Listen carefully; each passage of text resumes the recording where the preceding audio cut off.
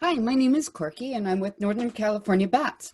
And I'm going to be sharing with you about bats today. And I have brought along a Mexican free-tailed bat also that I'm going to be sharing with you. But I do want to talk just a little bit about these amazing animals before I show you the bat. So I'm going to share my screen so that we can talk a little bit about them.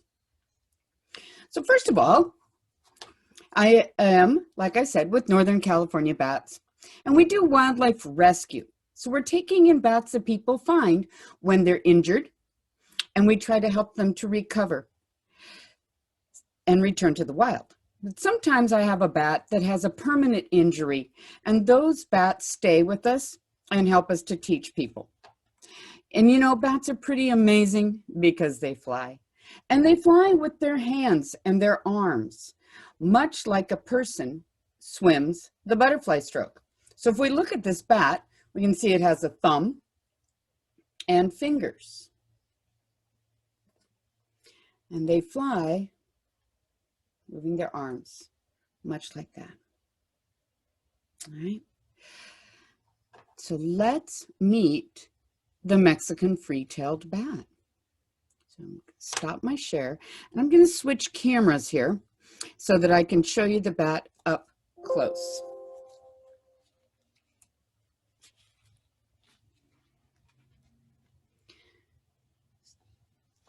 This is a Mexican free-tailed bat. Very common species in the Central Valley of California. It is native here. Mexican free-tailed bats have a wide range. So they live throughout the United States, about the southern half of the U.S., through Mexico, Central, and much of South America. And I like to call them the extreme bat because everything they do in the extreme. This species lives in extremely large colonies, largest of which is Bracken Cave in Texas. And here near Sacramento, we have the Yolo Causeway, that is Highway 80 between Davis and Sacramento.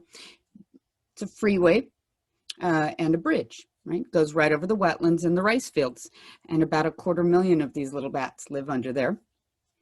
They have round ears, and their ears come together in the center and almost touch.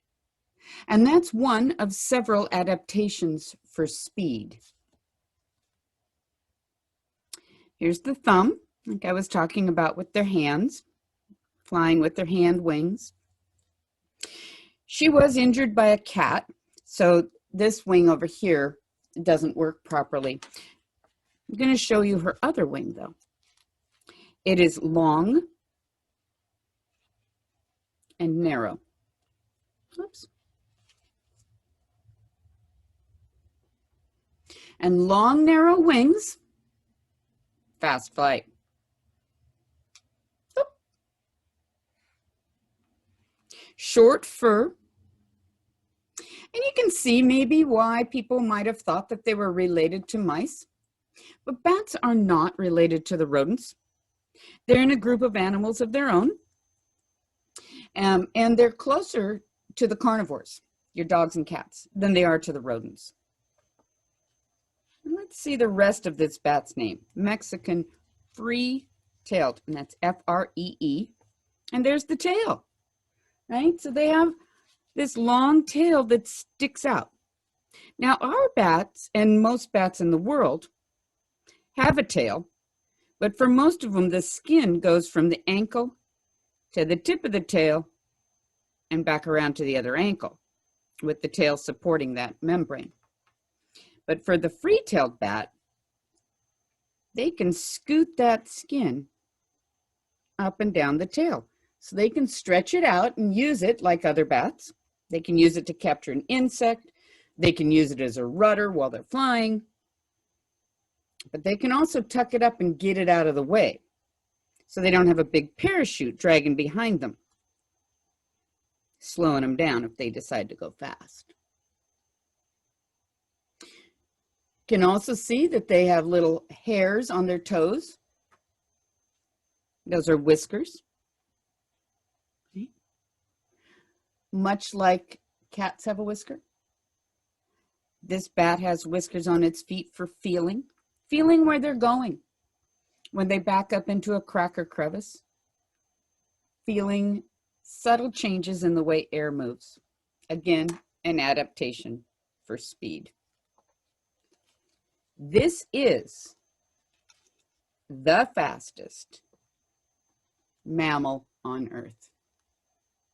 Mexican free-tailed bat, fastest mammal on Earth. And you might have thought a cheetah was the fastest. Well, it was only a few years ago that anybody figured out how fast this bat could really fly.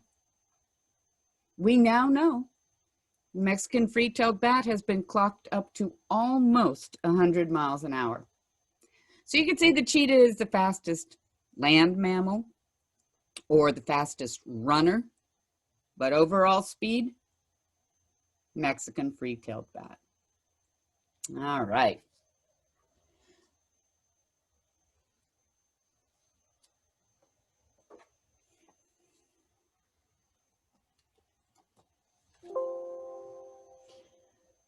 Small, right? It's a small bat. You can't see really how large it is in my camera when I'm using the webcam, but it's a very small bat. She would live with many, many of her friends. Each friend, each female, would have one baby in the summertime. Mammal, so they nurse that baby. And then right around the middle of August, the young bats learn to fly. And they begin their hunt with mom. So that's a little bit about our Mexican free-tailed bat. And I hope you go out and watch. Frequently, after people have learned a little bit about bats, they begin to notice them out in the wild. Thanks for joining me.